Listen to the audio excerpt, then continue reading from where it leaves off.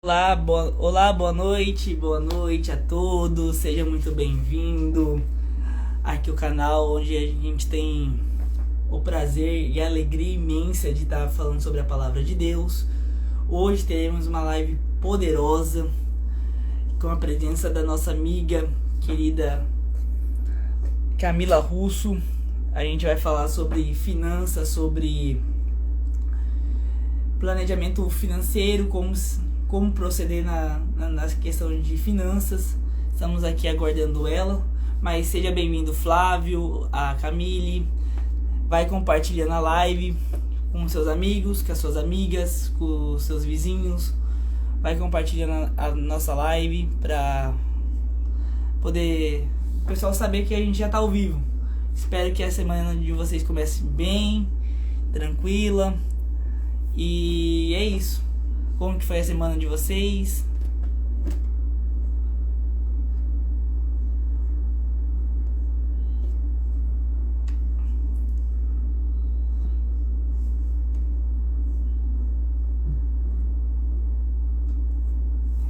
Vamos que vamos, divulgando a palavra de Deus.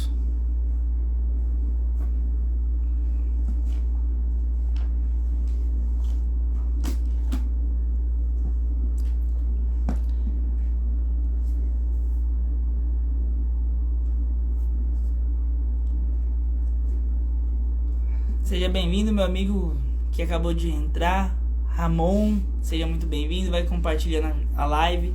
A nossa amiga Camila já chegou, vou chamar ela aqui ao vivo, convidar ela.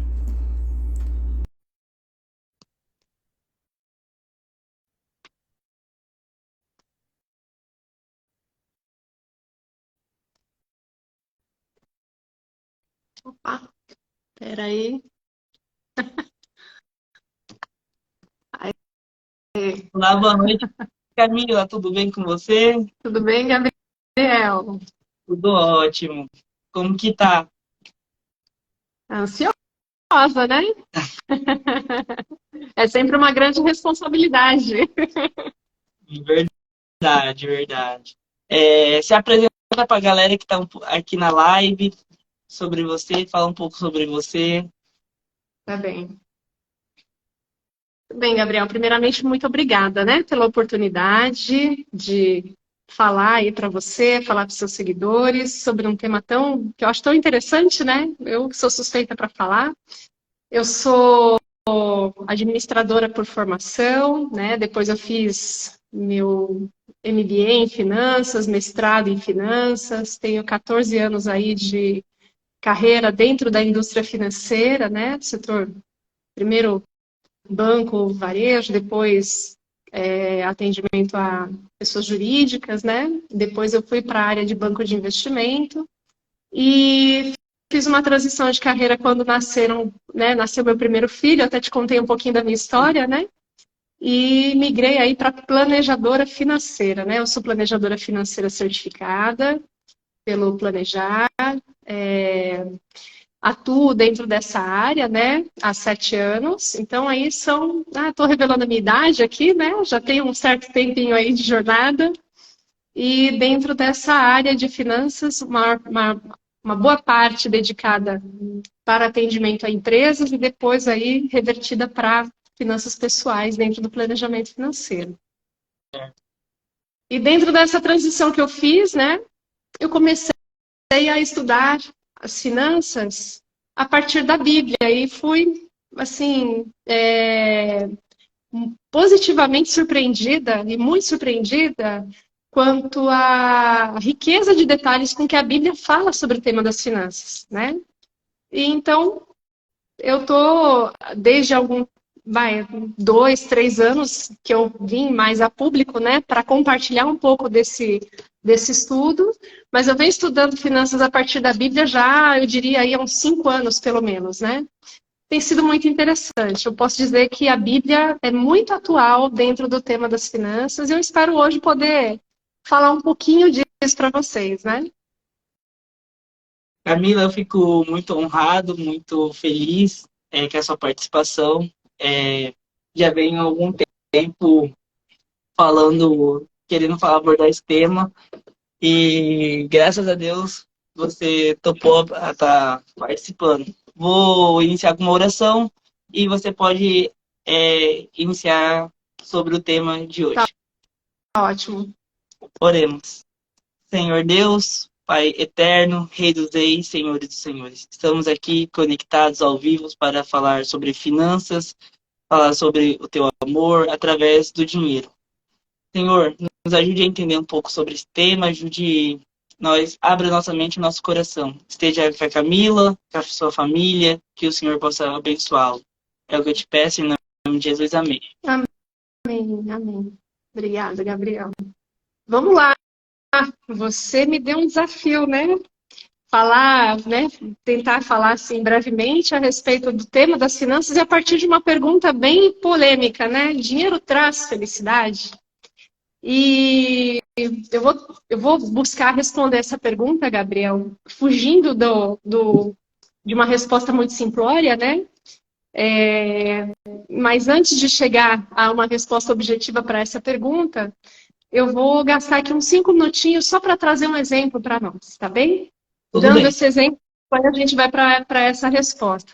E esse exemplo que eu gostaria de dar, ele está lá em Provérbios, no capítulo 15, verso 17. Eu vou ler aqui para nós, depois quem estiver em casa pode também consultar aí.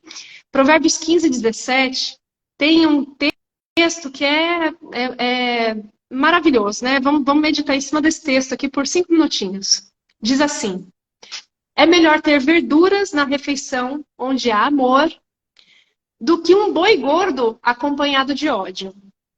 Esse provérbio está um pouco isolado dentro do capítulo 15, né? Aliás, o livro de provérbios ele tem um pouco essa característica, né? Às vezes você tem porções que falam de um assunto, mas às vezes você pega capítulos que tem assim, conselhos aleatórios sobre diversos temas, e esse é um exemplo, né?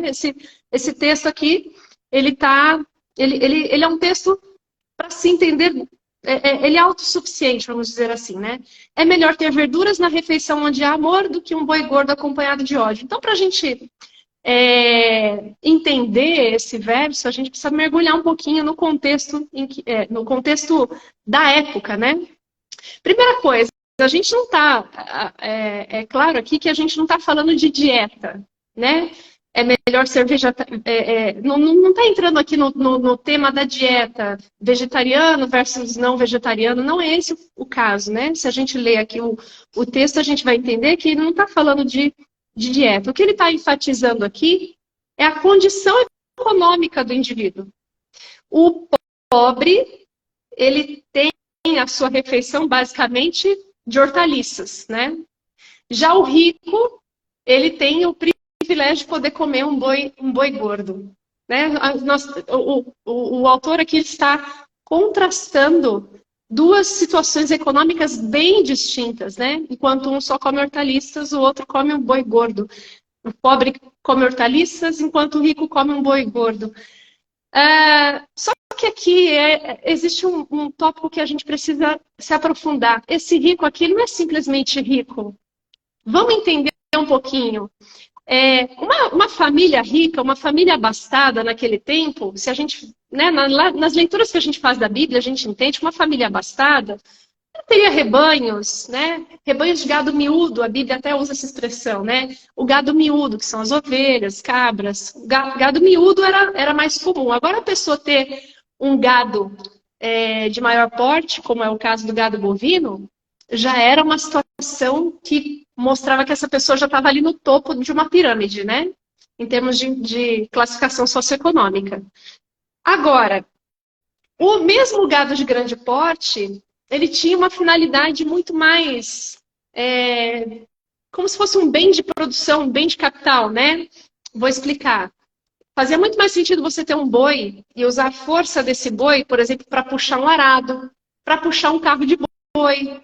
Ele tinha um uso mecânico, vamos dizer assim, né? A força dele era usada para a produtividade da sua lavoura, né? Lá em Provérbios 14, verso 4, por exemplo, diz que quando você tem muitos bois, a colheita é farta. Por quê?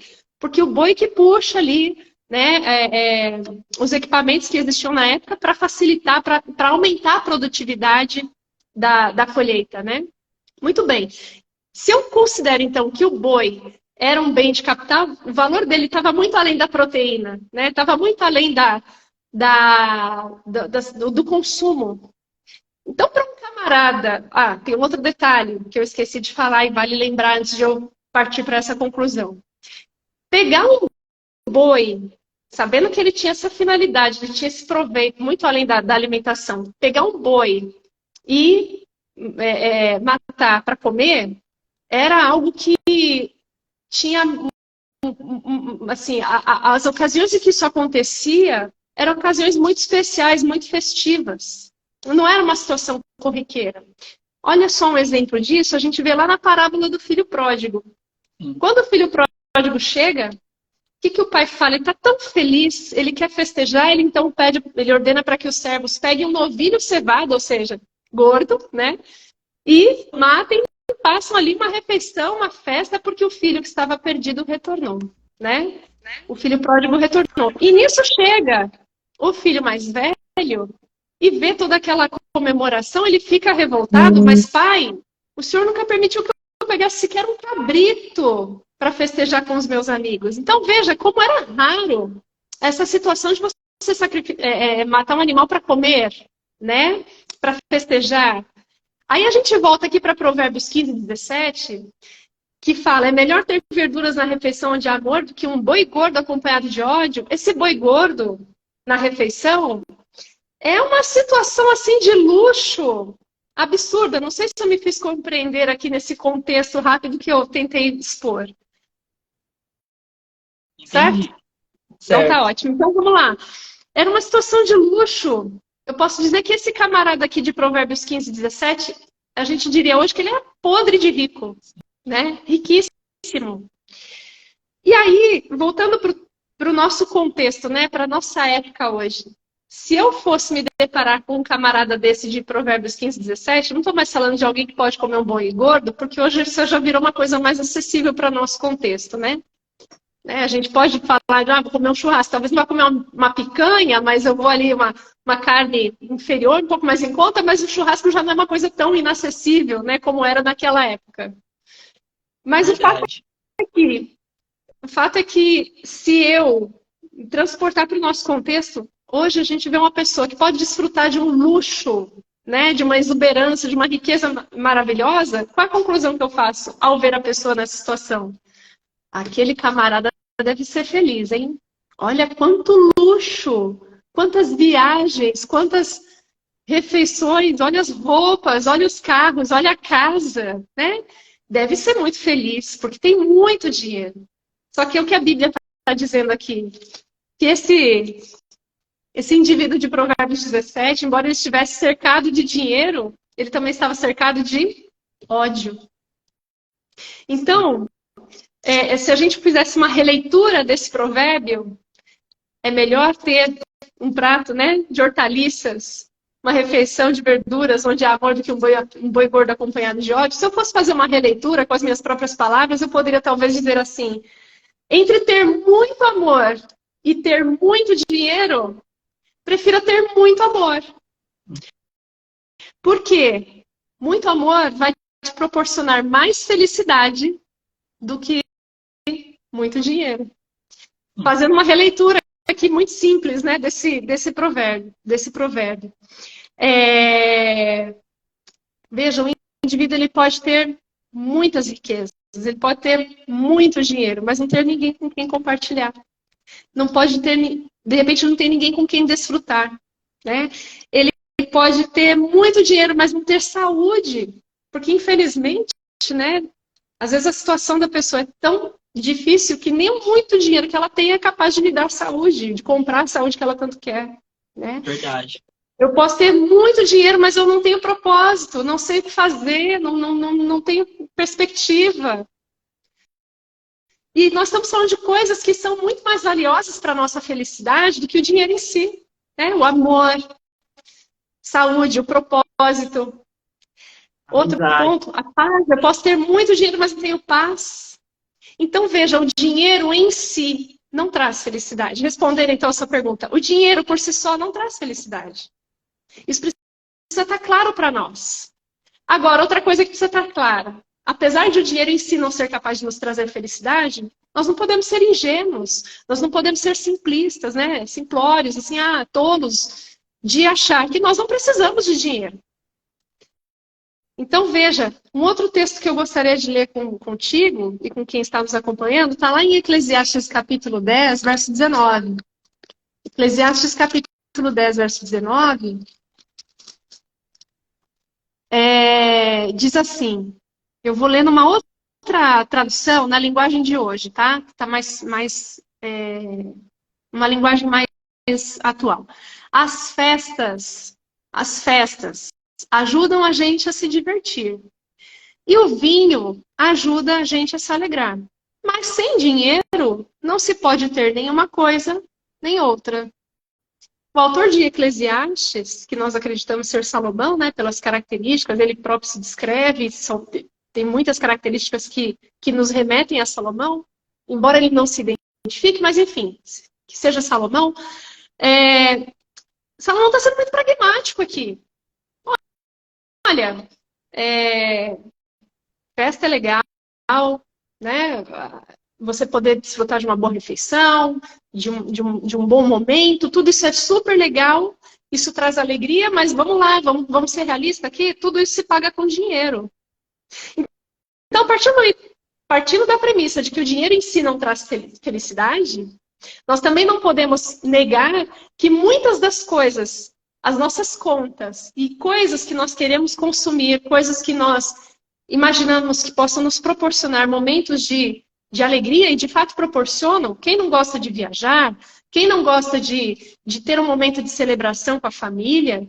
Quem não gosta de poder, né, no Natal, presentear os filhos, os pais, os amigos? Essas situações que nos alegram. Não estou falando aqui de satisfação, isso é um outro assunto, né? O contentamento é seria uma outra live, mas são coisas sim que nos alegram, são momentos que nos trazem alegria. Salomão está sendo muito pragmático, isso tudo se paga com dinheiro. Sem dinheiro você não pode ter nenhuma coisa nem outra. Então o dinheiro, apesar de não nos trazer felicidade, ele é um bem, ele é um recurso. No caso que eu estou dizendo aqui, é um bem, no sentido de propriedade, né? Um recurso necessário. E de tão necessário que ele é, lá em Deuteronômio, capítulo 8, verso 18, diz lá que é Deus quem nos concede forças para adquirir riquezas. Certo?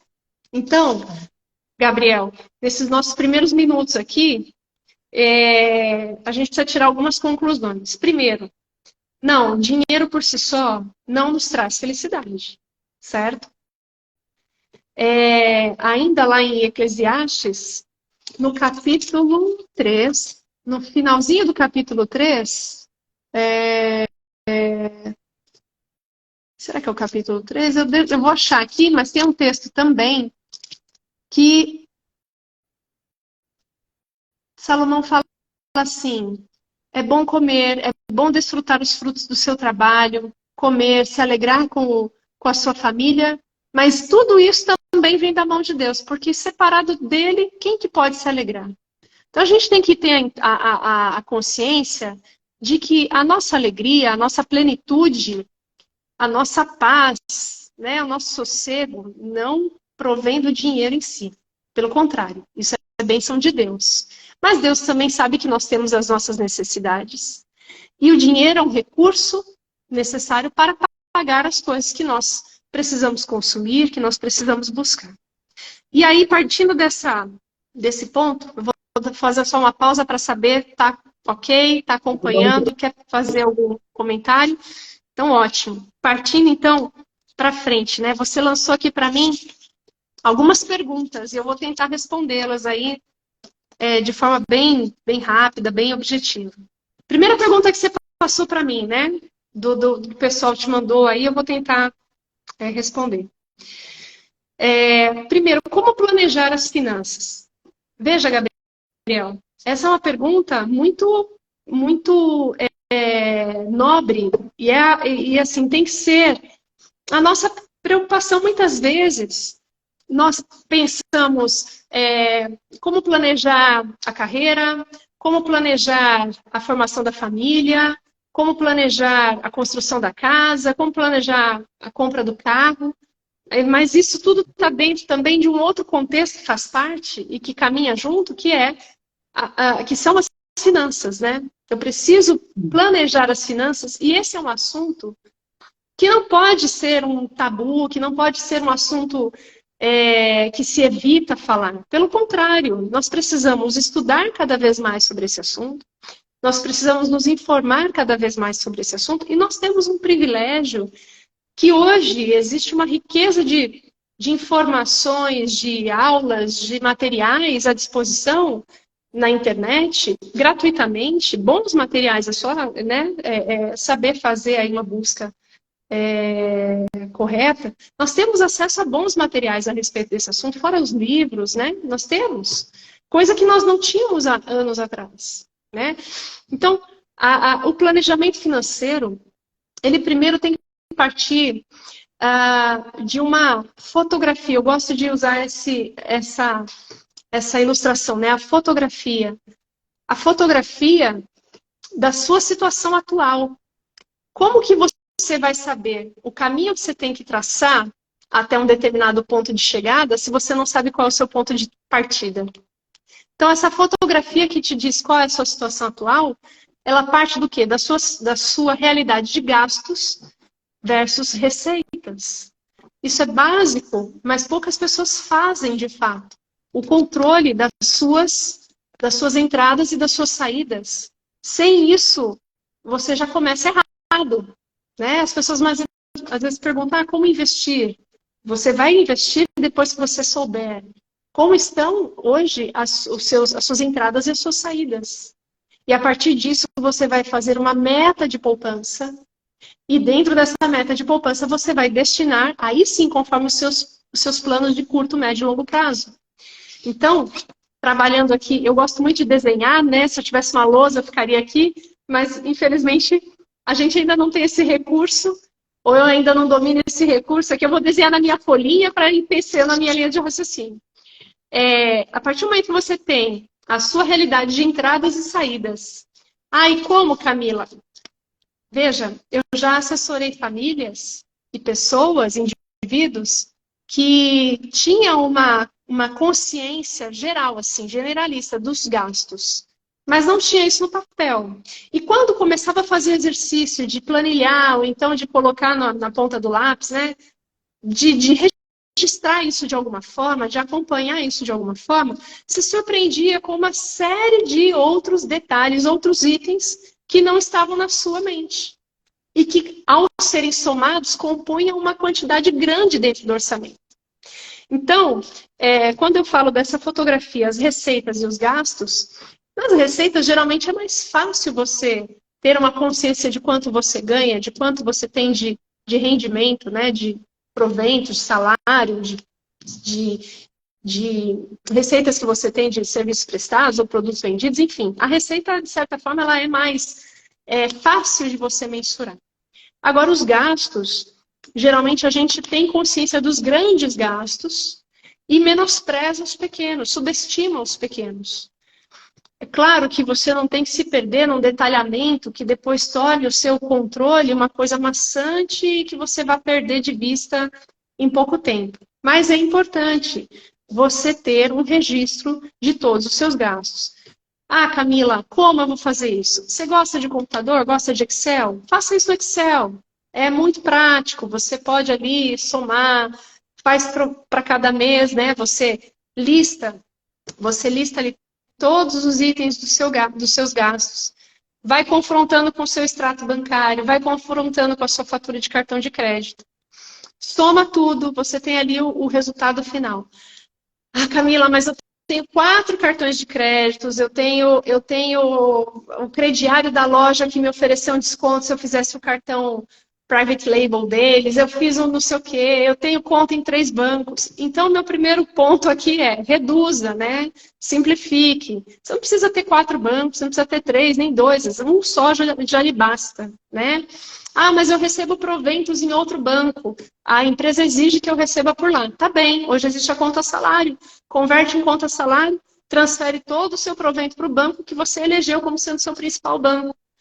Como você vai eleger o seu principal banco? Aquele que te oferece o melhor custo-benefício, né? De preferência sem custo. Aquele que te oferece um pacote melhor de serviços ao menor custo possível. É esse banco que você vai eleger. Ah, mas é que eu gosto do gerente do outro banco, ele me trata bem. Ok, mas se você tem contas em vários bancos, você acaba pagando tarifas também em vários lugares, né? Você acaba pagando por essa prestação de serviço. Ninguém trabalha de graça. Então, reduza. Reduza cartões também. Ah, mas é porque se eu fizer esse cartão aqui e quitar o outro lá eu tenho um limite que aqui eu não tenho. Então, veja, se você está somando limites em vários cartões diferentes, isso significa uma coisa, daqui a pouco você vai estar muito endividado. Porque a empresa do cartão de crédito, assim como o banco, eles vão calcular a sua capacidade de pagamento em cima da sua renda. Se você está abrindo crédito aqui, mais outra colar e outra colar, chega uma hora que essa soma de créditos vai ser desproporcional à sua capacidade de honrar esses pagamentos. E corre o risco de você chegar numa hora se ver no aperto de ter comprado além do que você tinha condição de pagar. Então é ideal que você reduza de fato para no máximo 2 cartões para você ter um controle melhor também dos seus gastos. Para que você não tenha 3, 4, 5 faturas para analisar. Tudo que você puder facilitar para ter o controle, o acompanhamento, né, das suas saídas, vai facilitar a sua vida na hora de registrar aqui suas despesas mensais, ok? Partindo dessa fotografia, você vai ter ali um diagnóstico. Bom, eu estou dentro do meu orçamento. Eu ganho X e gasto X menos zero, né? Do tipo, gasto tudo que eu ganho, mas estou ali dentro. Mais ou menos, né? Qualquer aumentozinho no aluguel, qualquer ajuste que você tenha, qualquer acréscimo no Netflix, qualquer coisa já vai fazer você ficar fora do seu orçamento. Nunca é prudente gastar tudo que ganha. Aliás, tem um texto bíblico que fala isso. Lá em Provérbio 21, verso 20, eu vou ler aqui numa outra tradução que deixa isso bem, bem claro. Provérbio 21, verso 20, diz aqui na nova tradução na linguagem de hoje também. O homem sensato tem o suficiente para viver na riqueza e na fartura. Mas o insensato, não, porque gasta tudo que ganha. Então, quem gasta tudo que ganha, de acordo com a Bíblia, é uma pessoa insensata, uma pessoa imprudente, uma pessoa sem sabedoria. Né? Insensato é sem sabedoria. Olha só o que diz na nova versão internacional. Na casa do sábio, há comida e azeite armazenados. Mas o tolo devora tudo que pode. Ou seja, o tolo entra salário, ele gasta tudo. Sabe aquela situação, você pensa, eu ganhei um aumento. O tolo, em vez de ele pensar, eu vou guardar, vou fingir que esse dinheiro esse aumento nem existiu, vou aproveitar e vou guardar. Vou agora fazer minha previdência, vou fazer minha reserva, vou guardar esse dinheiro. O tolo pensa como? Eu agora vou fazer um parcelamento, porque aquilo que não cabia antes agora vai caber. Em vez de ele pensar no investimento, ele pensa em quê? Em abraçar uma dívida. Ele devora tudo que pode. Ou então, aquela compra que eu queria fazer, aquele consumo que eu queria realizar, eu vou então agora, porque cabe dentro do meu orçamento. Veja, biblicamente falando, e também dentro do planejamento financeiro, nós não podemos gastar tudo que nós ganhamos. Isso é uma imprudência, né? É uma tolice, é uma insensatez. Então, como planejar as finanças? Tenha um registro de entradas e saídas, gaste menos do que você ganha. Viva abaixo da sua renda. Camila, e quanto eu tenho que gastar a menos? Bom, isso você vai pensar aí de acordo com a sua realidade. Mas será que existe um conselho bíblico a respeito disso? Eu gostaria de dizer que sim, existe de fato. Lembra da história lá de José, no Egito? Quando estava ali dentro dos 7 anos de... O conselho que José deu... Você está me vendo, Gabriel? Ficou tudo escuro aqui para mim. Travou. Peraí.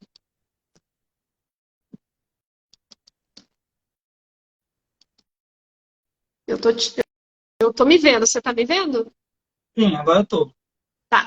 O conselho que José deu para o faraó foi o quê? Que ele deveria poupar 1/5 de tudo que fosse colhido dentro dos 7 anos de fartura.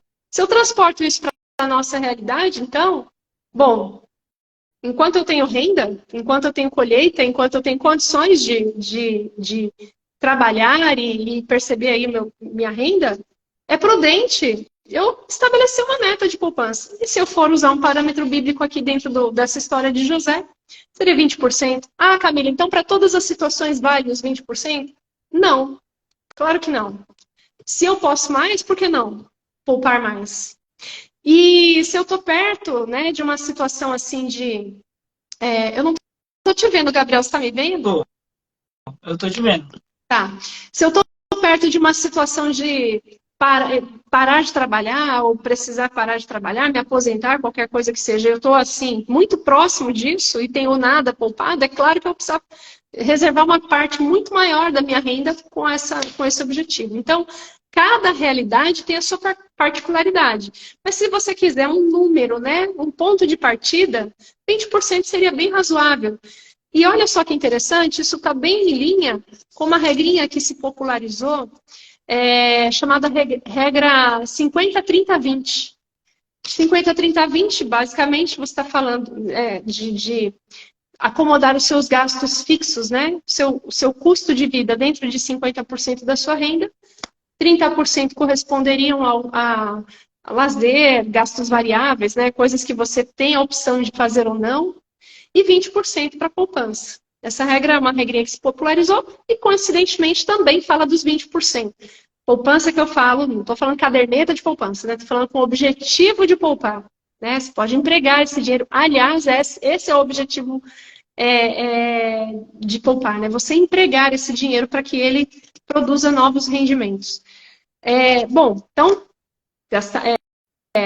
ter o registro, né, das entradas e saídas, gastar menos do que ganha, poupar, né? E poupar aí com uma meta, né? É importante ter um número em mente.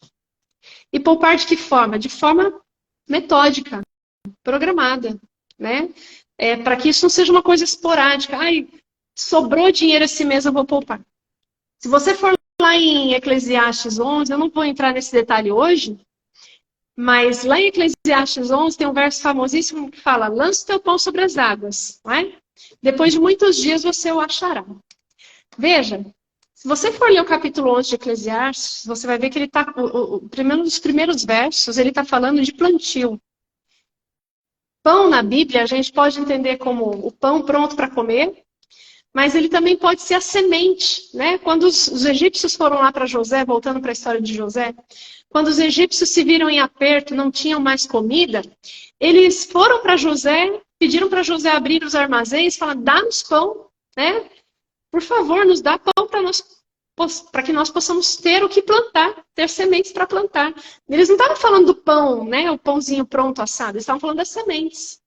Então, pão dentro da Bíblia, a gente pode também entender como sendo a semente, né? Por exemplo, a semente do centeio, da cevada, a semente de trigo, que eu poderia usar para consumo, né? Para comer, mas lá em Eclesiastes 11, capítulo 1, está dizendo: lança sobre as águas, ou seja, semeia dentro do tempo apropriado para fazer isso, né? Que é o período das primeiras chuvas. Lança o teu pão, ou seja, pega uma parte da sua renda, da colheita anterior que você fez, não consuma tudo.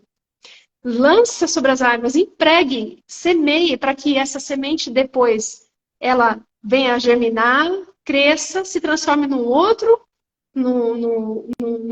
ramo, né? Enfim, floresça e produza as espigas e você colhe de volta. Depois de muitos dias você o achará. Esse é um conceito importantíssimo. Nós não podemos poupar o que sobra. A gente tem que poupar primeiro e gastar o que sobra. E não gastar primeiro e poupar o que sobra. Percebe essa diferença? Essa sutileza, ela faz... Sutileza, né? Na verdade, essa essa inversão de ordem, ela faz toda a diferença nas finanças. A partir do momento que a gente se programa, eu vou poupar, isso vai ser uma prioridade dentro do meu orçamento, e eu vou adaptar a meu estilo de vida, o meu padrão de vida vai se adaptar ao que sobra depois de eu poupar, isso vai fazer toda a diferença no seu sucesso financeiro. Tá? Alguma dúvida até aqui, Gabriel? Por enquanto, não. Então, tá bom. Então, quais as principais formas de investir? Veja, Gabriel, essa é uma pergunta que caberia aqui aulas e aulas a respeito do tema, né? Eu vou tentar falar de forma mais geral. Veja, formas de investir precisam estar casadas com os meus objetivos de investimento, certo? Então, por exemplo, se eu tenho um objetivo, vou me transportar aqui para a minha idade de 26 anos. 21 anos, tá, faz tempo já. Comecei a trabalhar, quero comprar meu primeiro carro e vou economizar. Bom, com algumas perguntas que eu preciso responder. Em quantos anos eu pretendo realizar esse projeto? Em 3 anos, em 4 anos, em 5 anos, ok. Quanto que eu tenho que economizar para juntar esse dinheiro e pagar esse carro à vista? Essa seria uma pergunta a se responder, né? Quanto que eu vou precisar aqui economizar e onde que eu vou colocar esse dinheiro? Bom, são 5 anos, mas é um dinheiro que eu vou ter que contar com ele depois de 5 anos. Eu não posso ali guardar e correr o risco de o mercado ter algum tipo de solavanco e quando eu desejar sacar esse dinheiro, sacar esse recurso, eu correr o risco de ter menos do que eu apliquei. Não vou ter o desejo ali de esperar. Eu tenho um projeto muito bem definido, um tempo definido, e eu vou então me programar dentro desse tempo. Não vou fazer nenhum tipo de investimento, não se aconselharia fazer nesse caso, nenhum tipo de investimento que tenha algum tipo de volatilidade ou esteja sujeito a algum risco de eu perder valor ao longo desse período, né? Seria ideal que para esse tipo de objetivo escolhesse algum tipo de investimento mais conservador. Não significa que eu não possa buscar algum investimento com menos liquidez e que me pague um pouco melhor. Deixa eu tentar ser mais clara aqui. Por exemplo, eu tenho um horizonte de 5 anos para comprar um carro. Eu fiz um estudo aqui, eu quero comprar um carro de 50 mil reais. Então, eu tenho que poupar 10 mil reais por ano, sem considerar aqui, né, juros, nada. Vamos fazer uma conta bem simples aqui. 10 mil reais por ano. Mas, eu fiquei sabendo que tem um amigo que fez um investimento numa corretora e ele conseguiu ali um fundo de ações e que pagou muito bem para ele dentro de um determinado período de tempo e ele conseguiu um rendimento muito superior. Se eu acompanhasse dentro desse investimento que esse meu amigo fez, eu poderia ter um esforço de poupança muito menor. Eu poderia poupar, quem sabe, aí 7 mil reais em vez de 10 por ano. E eu posso, então, gastar os outros 3. Veja, esse tipo de investimento, para essa finalidade, não se aconselha. Por quê? Porque ações, assim como quaisquer outros ativos, né, investimentos de risco, eles estão sujeitos à volatilidade, estão sujeitos às oscilações de mercado, estão sujeitos a condições políticas, não somente nacionais, como globais, né, condições de fornecimento de matéria-prima, dependendo do setor, etc. Tem uma série de variáveis. E se você tem que contar com aquele dinheiro dentro de um determinado tempo, você não pode aplicar o seu recurso dentro dessa configuração sob o risco de, quando você precisar resgatar, aquele dinheiro estar dentro de um período de baixa, dentro de um período de desvalorização, aquele ativo, né, não o dinheiro. O ativo que você usou, o investimento que você fez. Quando eu falo ativo, eu estou falando do investimento. Pode ser uma ação que você comprou, pode ser um fundo imobiliário, pode ser um fundo multimercado, um fundo de ações, um fundo de ETF. O ativo que você comprou, que seja de maior risco, Ele pode estar dentro de um momento de desvalorização, de depreciação. E se você precisar resgatar aquele dinheiro naquele momento, não vai ser vantajoso para você. Quer dizer, ou você vai adiar o seu projeto de comprar um carro, ou você vai ter que comprar um carro mais barato, ou você vai ter que esperar, né? Está adiando, você vai esperar para ver se valor recompõe aquele valor que você investiu e o retorno que você esperava ter, ou você vai resgatar e vai ter que comprar um carro menor, né? Um valor menor. Ou enfim, não deu certo seu planejamento. Quando você tem um horizonte de tempo menor, você tem que buscar investimentos mais conservadores, mais seguros. Você pode ter um investimento seguro, conservador, com uma rentabilidade um pouco maior, mas com uma carência maior, ou seja, ele te cobra ali um pênalti. Você não pode resgatar esse investimento dentro de um determinado período.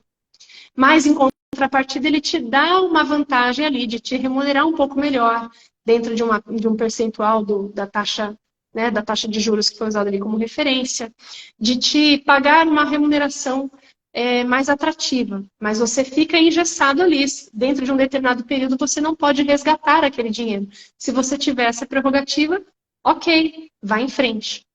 Agora, se o seu horizonte de tempo for bem curto, por exemplo, Camila, eu quero só fazer aqui uma reserva para, se tiver qualquer tipo de desarranjo aqui, eu tenho para onde correr, né?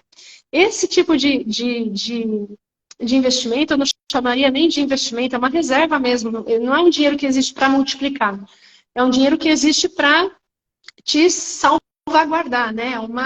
É um colchão de liquidez, é um salva-vidas para você se você tiver uma emergência. Esse tipo de recurso, ele tem que estar numa aplicação conservadora e líquida, ou seja, se você precisar hoje, né, não essa hora, mas assim, precisou do dinheiro hoje, ele está disponível para você, né? Ou no dia seguinte, não tem carência, não tem o que fala assim, né, como se fosse dias para que o recurso esteja disponibilizado dentro da sua conta. Entendeu, Gabriel? Tá tudo escuro aqui para mim, eu não estou te vendo, então você vai falando comigo aí para eu saber se você está acompanhando. Estou acompanhando. Ficou alguma dúvida aqui sobre essas situações? Então, formas de investir. Depende do seu objetivo. É curto prazo? Tem que ser investimento conservador, líquido, que te dê ali, esteja disponível para você. Você não pode correr o risco de não ter o dinheiro a hora que você precisar contar com ele, né? Exemplo muito, muito acessível e disponível para todas as pessoas a partir de uma quantia ínfima, né? Tesouro Direto. Você pode aplicar no Tesouro Selic. Corrigindo, Tesouro Direto é a plataforma do Tesouro Nacional. Lá dentro você tem alternativas de investimento. Para curto prazo, com segurança e liquidez, você vai buscar o Tesouro Selic. Acompanhe a taxa Selic, está disponível para você resgatar quando precisar e você não precisa de um intermediador financeiro para fazer essa transação. Você pode ir direto na plataforma do Tesouro. Eu preciso ter conta em banco, preciso ter conta em uma corretora. Sim, mas você não precisa pagar para esse banco ou para essa corretora uma taxa extra para fazer essa transação para você, exceto aquilo que já está previsto dentro das regras do Tesouro. Isso também é uma coisa boa na hora de você escolher o seu banco principal. Lembra que eu falei lá atrás? Reduz a quantidade de bancos. Busque o banco que te oferece alternativas de investimento ao menor custo possível, né? Claro, também faça uma boa gestão. Uma corretora que faça uma boa gestão. Mas para ali, para o dia a dia, para pequenos investimentos, não tem grandes vantagens a acrescentar, né? Você pode buscar um banco que te ofereça um pacote bem completo e que te custe, né? Que te onere menos. Investimentos de médio prazo, né?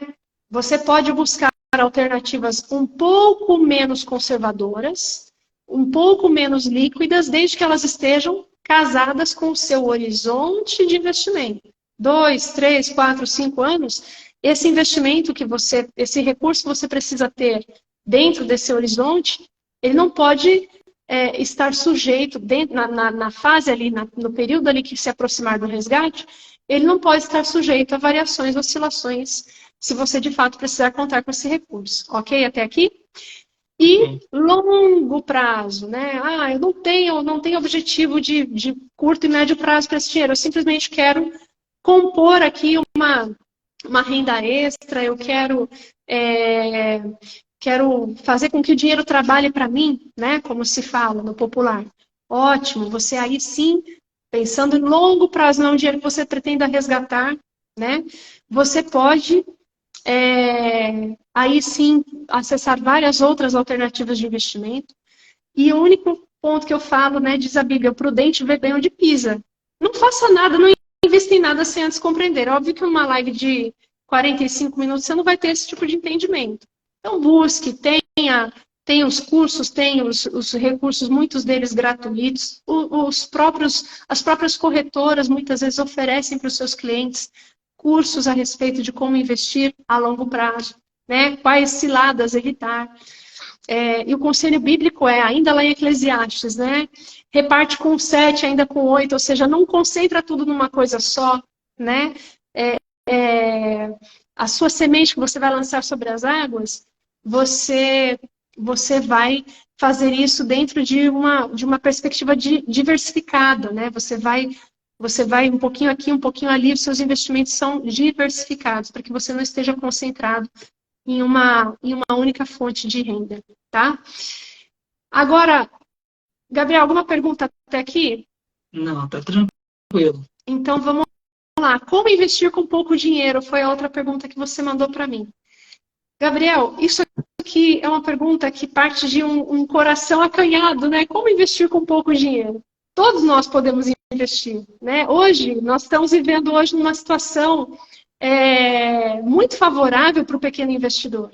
Mas o que eu quero dizer você não vai conseguir investir sem antes poupar. Antes de você ser um bom investidor, você precisa ser um bom poupador. Né? Você não vai ter o que investir se você antes não souber quanto que você ganha, quanto que você gasta, quanto está controlando suas finanças, vive abaixo da sua renda e poupa antes de gastar. Só depois de cumprir essas 3 fases, você vai ter o que investir. Ou seja, você gasta menos do que ganha, você tem uma disciplina de poupança. E, de novo, quando eu falo poupança, não estou falando da caderneta de poupança. Eu estou falando de desenvolver o hábito de gastar menos do que ganha e de economizar uma parte das rendas. Ao poupar, que seja R$30, você vai se esforçando para depois ir para 100, para 200, para 500, para 1.000.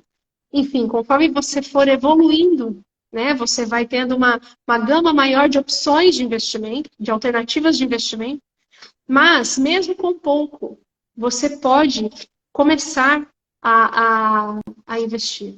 Hoje, existem boas alternativas, já a partir de, vamos falar aí de R$30, de R$40, R$100, então você já tem várias alternativas interessantes. Você pode acessar bons investimentos já com uma quantia bem pequena.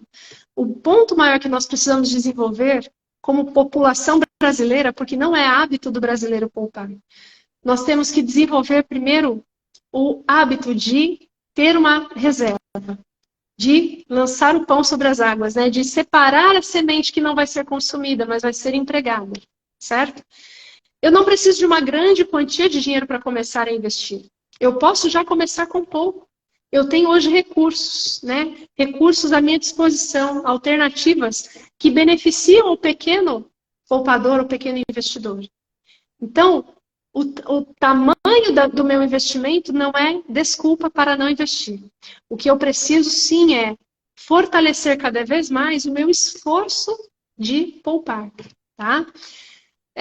E como controlar os gastos? Foi a outra perguntinha aqui que você lançou para mim.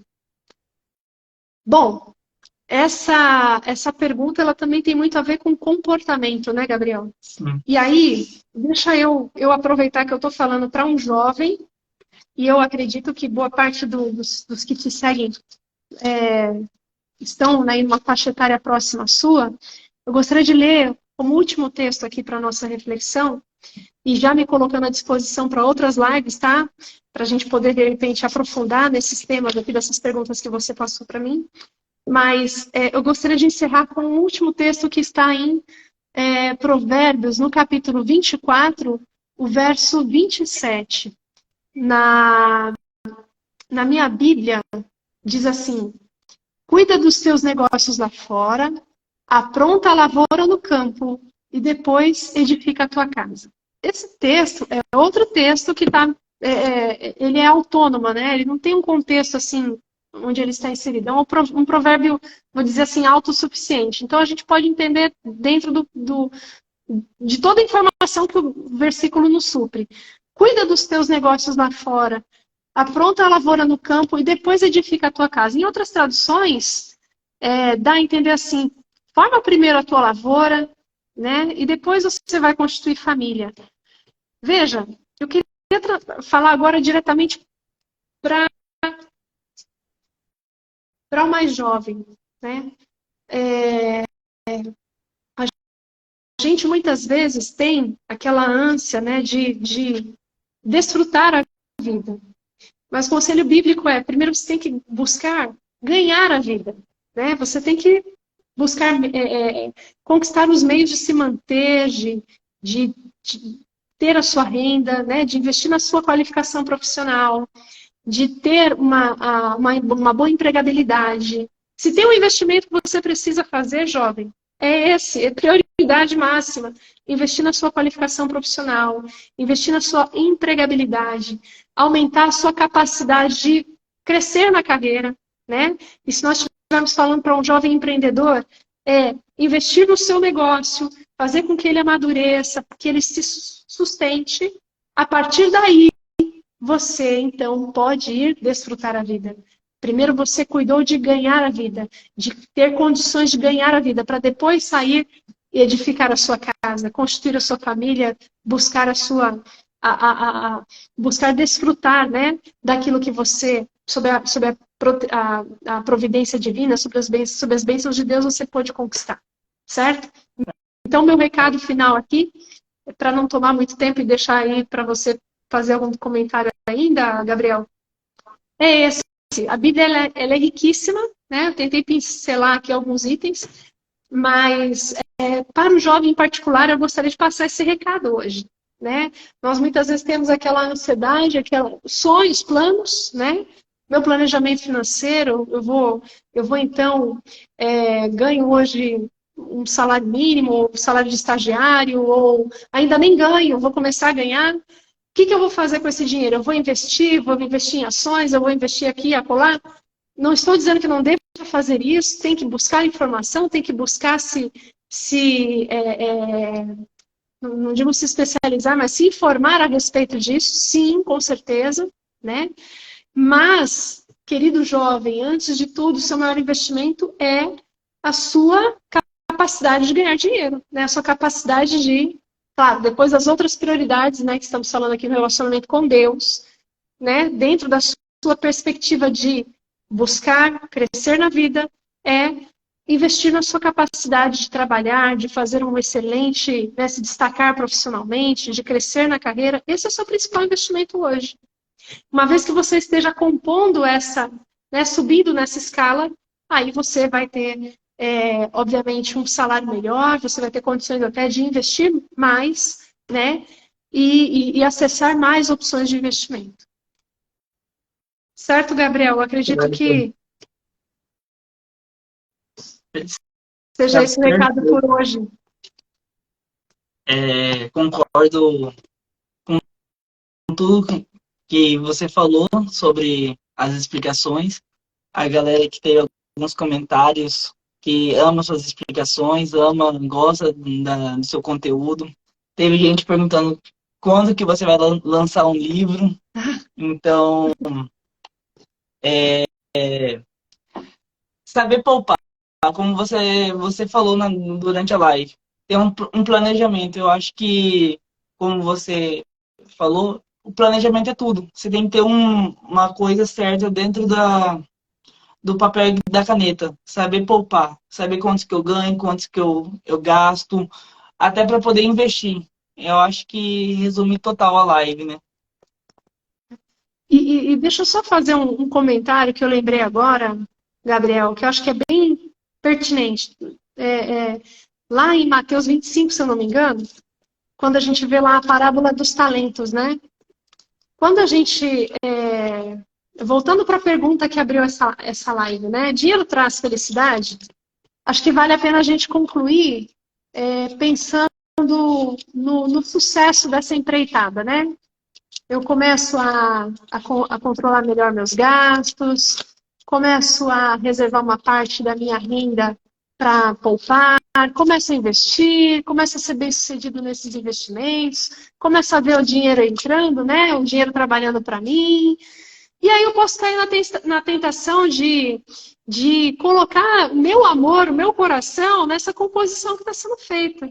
Né? Ou seja, aquilo que Deus me deu, a riqueza que Ele me permitiu adquirir, né? Voltando lá, Deuteronômio 8:18, Deus que nos dá força para adquirir riquezas, pode acontecer, à medida que eu vou sendo bem-sucedido nesse processo, de eu voltar meu coração para esse saldo bancário, né? E a gente precisa ter um conceito muito claro na nossa mente, que é o seguinte: nós somos abençoados não para acumular, não para represar o dinheiro. Nós somos abençoados para multiplicar. Existe uma grande diferença nisso. Se a gente for olhar na parábola dos talentos, o servo bom e fiel foi aquele que multiplicou. Ele recebeu 5, devolveu 10. Um recebeu 2, devolveu 4. Ambos multiplicaram. Esses foram considerados bons e fiéis administradores dos bens que o Senhor concedeu a eles. Quem foi o mau e negligente? Foi o que enterrou. Até lá fala no final, né? Você devia ter pelo menos colocado no banco, que aí eu receberia ao final com juros. Quer dizer, o pelo menos deposita no banco e receba com juros. Os bens que o Senhor nos confia, o dinheiro que Ele nos confia para nós sermos bênçãos para os outros. Ele nos abençoa para nós sermos bênção também. E a comissão que Ele deu para Abraão é nossa também. Ser tu uma bênção, certo? Para glorificar o Senhor, fazer tudo para a glória de Deus, né? E para multiplicar. Não é para represar. Não é para usar para nossa satisfação egoísta. É para nós multiplicarmos. Nós temos que devolver mais do que Ele nos concedeu. Nós temos essa responsabilidade. Ah, Camila, mas eu nem sei investir. Quanto menos empreender, fazer multiplicar. Aí, meu querido, vá lá para Tiago 1:5 e leia lá. Se você tem falta de sabedoria, peça a Deus. Que a todos dá, mas peça com fé. Peça com fé, sem dúvida. Ou seja, essa fé que Tiago fala, a gente sabe que Tiago fala, né? Sobre fé, é uma fé como? É uma fé ativa. É uma fé atuante, é uma fé que crê e bota em prática. Não fica só ali no campo do sentimento. É uma fé ativa. Então, nós podemos sim fazer melhor com o dinheiro que Deus nos dá. Nós podemos fazer melhor, nós podemos administrar melhor, nós podemos multiplicar. Tem recursos à nossa disposição para nós aprendermos, para nós fazermos melhor. E Deus espera que nós façamos. Porque nós somos mordomos. O mordomo fiel, ele não faz só no sentido do seu compromisso, obviamente, seu compromisso para com Deus, de devolver, né, de ofertar, de ser generoso para com o necessitado, de atender a causa do necessitado, de ajudar a promover o evangelho, de ter um consumo consciente, sem extravagância, né, sem exagero, dentro do comedimento, da moderação, vivendo de forma contente, de forma honesta, né? Grato a Deus por tudo, mas também de ser sábio e de ser sábio administrador no sentido de multiplicar aquilo que Ele confia a nós. Então nós somos chamados, nós somos desafiados a multiplicar aquilo que Deus nos deu. Tem até uma frase que fala o seguinte, né? Que dinheiro na mão do cristão é para ajudar os outros, é para abençoar a vida dos outros. Deus está pensando em nós e também nos outros, na coletividade, né? Sim, sim. Nós temos que ser bênção para os outros. Com certeza. Camila, perfeito. Eu agradeço a live. Acho que tem algum outro comentário para fazer? De minha parte aqui, só agradecer, Gabriel, e de novo me colocar à sua disposição, tá bem? Eu acho que esse é um assunto que permite vários desdobramentos, né? Hoje a gente só deu uma pincelada. E agradecer pela confiança, né? Pela honra aqui de dar essa oportunidade para a gente falar. E, recado final, a Bíblia fala muito sobre esse tema, né? A gente precisa buscar mais ao Senhor na sua palavra para que a gente adquira conhecimento do alto, né, sobre esse assunto. Esse é um assunto que a Bíblia é riquíssima em abordar. Eu que agradeço o privilégio, a honra de receber você aqui no canal, a disponibilidade que você teve de passar essa linda mensagem sobre orientação na Bíblia e também na prática de estar fazendo investimento, de como lidar com as finanças, respondendo a pergunta se dinheiro traz felicidade. Então, eu fico aqui a gratidão, a honra de ter você aqui presente no canal. Que Deus abençoe você, sua família. É isso. Obrigada, Gabriel. Abençoe você também, a todos aí que nos acompanharam. E vamos encerrar com uma oração? Pode ser? Pode. Você ora aí ou eu oro aqui? Tanto faz. Então eu oro aqui. Querido Deus, muito obrigado, Senhor, por esse momento que nós tivemos aqui. Nós te pedimos uma bênção muito especial, Senhor, sobre o Gabriel, sobre esse projeto tão maravilhoso que ele tem abraçado, de te levar, né, levar o conhecimento que ele já recebeu de ti e transmitir isso para as pessoas que o acompanham, levar a sua mensagem da forma como ele tem conseguido aqui através das redes sociais. Abençoa a vida desse rapaz, abençoa os seus projetos, seus planos, e abençoa também, Senhor, as pessoas que estiveram conosco aqui na live. Cada um tem a sua dúvida, a sua questão, a sua dificuldade, quem sabe, em relação às finanças. Ser de maneira especial com cada família representada aqui pelos que estiveram na live, esclarecendo, Senhor, e trazendo luz sobre essas finanças e ajudando também, ó Pai, com a tua bênção, a tua direção. Nós te pedimos uma boa noite, em nome de Jesus. Amém. Amém. Mais uma vez, Camila, muito obrigado. Obrigada, Gabriel. Tudo de bom. Tchau, tchau. Tchau, tchau.